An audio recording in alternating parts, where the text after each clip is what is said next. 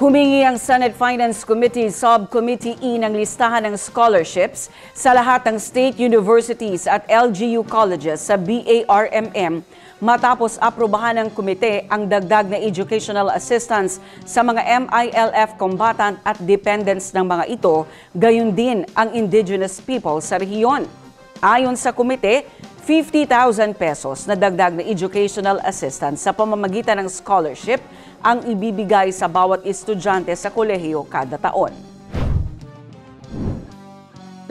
Just to summarize and make sure we understand, we will ask for the list of scholarships in all state universities and LGU colleges in the BARM region and the beneficiaries who are children of school age, SUC college age of combatants. Are we limiting it to combatants alone or?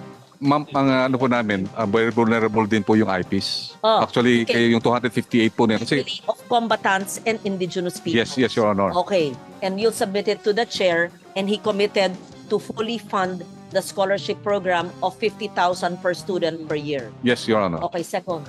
Yeah, I second the motion of Senator Loren, but siguro ma'am, if I may suggest, this will be part of the implementation already beyond our turf na yung implementation. No? Pero suggestion ko lang, sir, kung ganun kalaki ibigay sa inyo tapos hindi ma-avail ng mga anak ng combatant, pakisabi na rin sa MSU or anong eskwelahan doon na mag-open, i-open ninyo sa ibang mga sectors of society, mga Kristiyano, mga Bisaya. Pwede nyo i-open lang yung, kung hindi, pero priority yung mga anak ng combatants. Pag may sobra, i-open natin sa mga ibang mga disadvantage sa mga sectors of society. Yes, Your Honor. Thank you, sir. Anyway, kayo naman mag-implement yan eh. Yes, Your Honor. Salamat, sir. Salamat.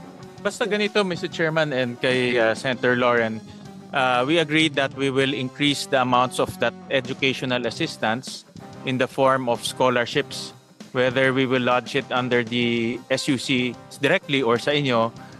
But ang importante dito, meron ng scholarship for all the combatants and the dependents of the combatants. No? So, antayin na lang namin yung amounts. Alright.